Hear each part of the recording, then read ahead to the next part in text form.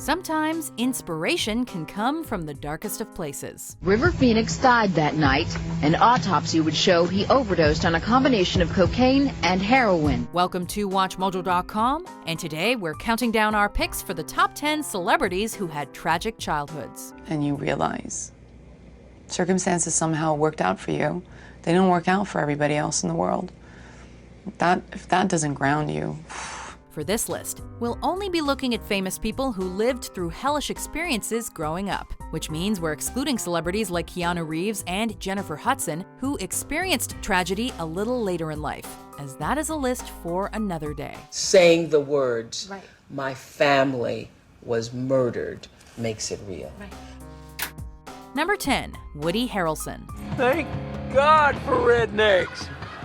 This is a really big truck, and these are really big guns. Some people's fathers have conventional jobs, like a lawyer or an accountant, but Woody Harrelson's father preferred the art of killing as a professional hitman. I suppose I do have some kind of thing that's really connected to my father that way.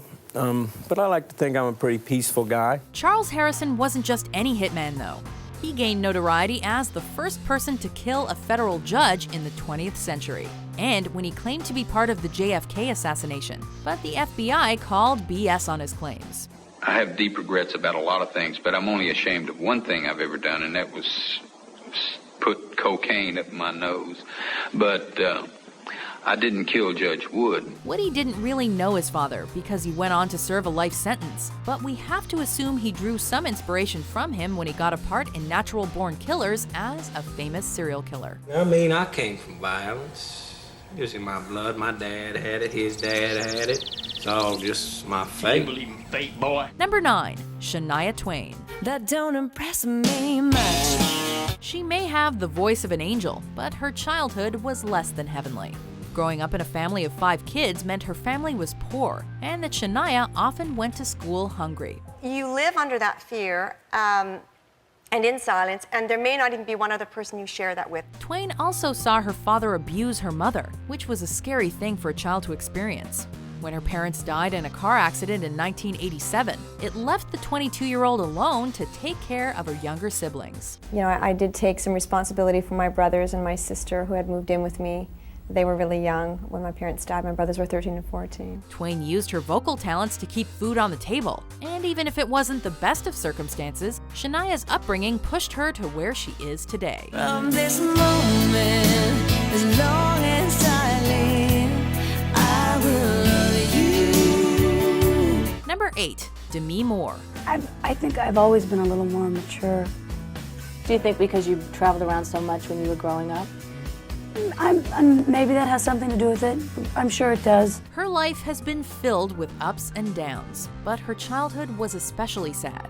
Demi Moore was cross-eyed as a child, which required 2 corrective surgeries, and she suffered from kidney dysfunction. Her biological father left before Moore was born, so her mother Virginia and stepfather Dan Gines raised her. Unfortunately, they constantly fought and drank, and ultimately separated when Demi was 16. 2 years later, the only father Moore had ever known, her stepfather Dan, committed suicide. Even when Demi was a young adult, she tried to help her mother, paying for Virginia's rehab stint. But when she refused the treatment, Demi cut off contact with her. They would only briefly reconcile when Virginia was dying of cancer in 1998. See ya. Number 7, Leighton Meester.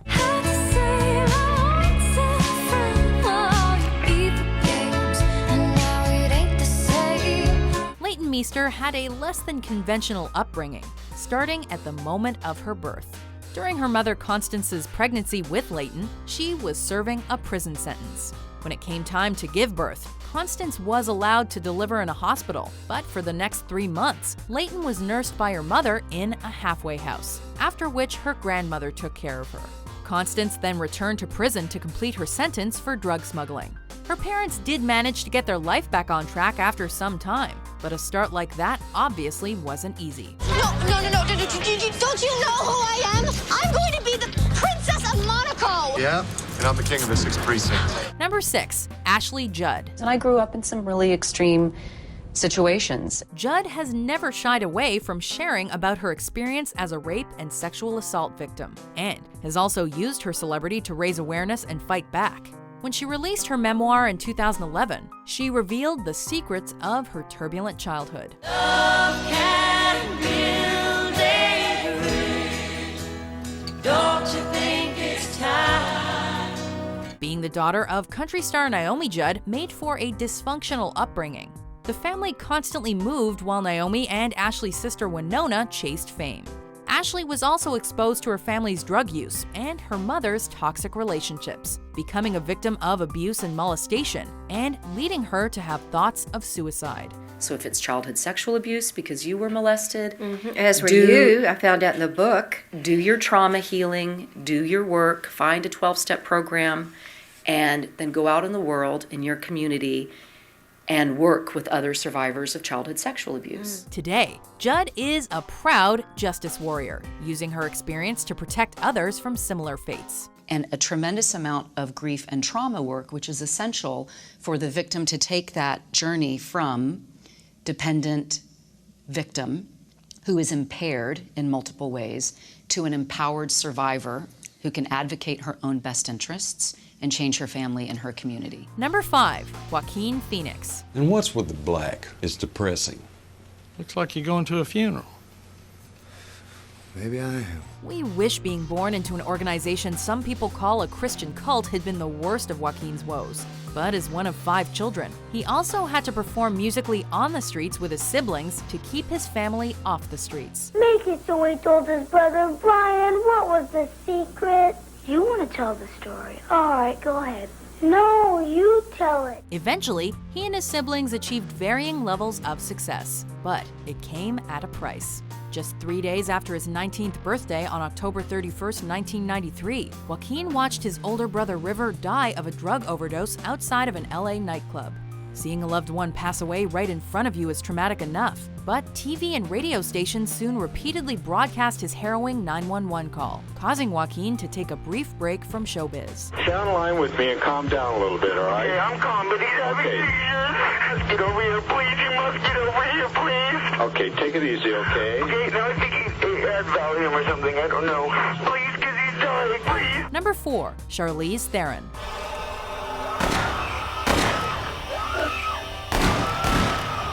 Most teenagers worry about school and making friends, but when Charlize Theron was 15, she had very different fears. Her father, Charles Theron, was an alcoholic, and on the night of June 21st, 1991, he threatened both his wife and his daughter.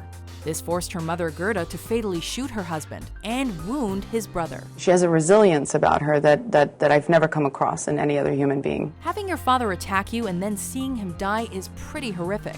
But Charlize also learned that her mom had her back no matter what. And we can't help but think that, as devastating as this undoubtedly was, it gave Charlize the experience she needed to portray powerful women on the silver screen.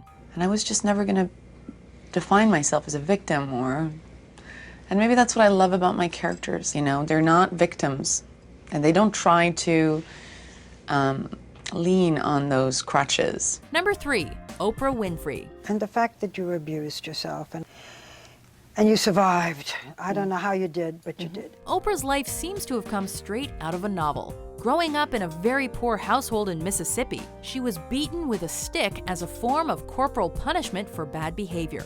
She was molested by family members and family friends beginning at age 9 and got pregnant at 14. But the premature baby died soon after being born. And I remember having a moment thinking, now I am officially a bad girl. This resulted in her being sent to live with the man she considered her father, something that Oprah saw as a second chance. I walked into that space feeling completely alone and abandoned, with no explanation of why I was being sent away. As such, she turned her life around over the next few years, ultimately building an entire empire out of nothing, and going on to become the wealthiest African American of the 20th century.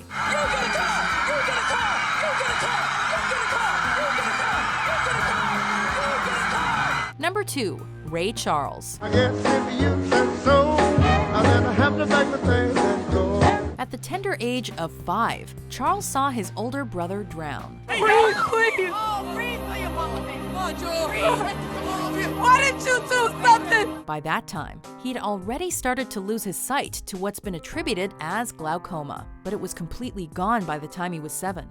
Most mothers might coddle their child if they went blind, but not Aretha Robinson. See, I used to do almost everything any other kid did. I used to wash dishes, scrub the floors, and in those days we had a wood stove, and I used to go out and cut wood with an axe. She still had Ray chop wood and never let him use his vision as an excuse. In fact, it's because of her encouragement that Charles got into music after she put him in a school for the deaf and blind. Promise me you're never letting nobody turn you into no cripple. You won't become no charity case and you stand on your own 2 feet. Even though Aretha never got to see Charles succeed, as she died when he was just 14, Ray turned his tragic past into something beautiful by pioneering soul music.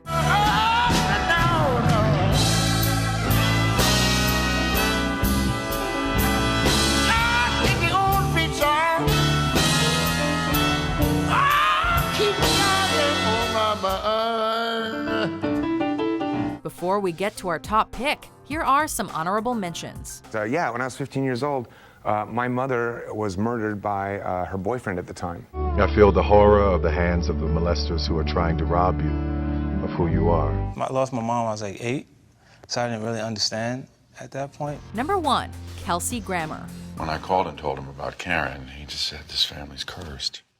Of course, I don't really believe that, but there's something. The almost Shakespearean tragedies that befell Kelsey Grammer started when he was just 13, when his father Frank was shot by a crazed lunatic in front of his home. It flattened all the things I had. It took them out. Faith. A mere 7 years later, his 18-year-old sister Karen was abducted, raped, and brutally murdered. To make matters even worse, Kelsey was forced to identify her body. She was a terrific kid. She was a wonderful, wonderful person. I miss her all the time. And I accept that you actually live with remorse every day of your life, but I live with tragedy every day of mine. The tragedy doesn't end there, though, as 5 years later, Kelsey's half-brothers died in a freak scuba diving accident. Despite all of these tragedies happening before he was even 25, Grammer was ultimately able to persevere and find success as an actor, comedian, and more. Thank you for honoring my life. Just wish I knew what to do with the rest of it. Do you agree with our list? Which celebrity do you think had the saddest story? I was waiting for my dealer to arrive at the time. He broke down my door and actually saved my life. For more celebrity top 10s published every day, be sure to subscribe to WatchMojo.com. I really regret the fact that my mother didn't have the chance to see me become where I am today. Yeah.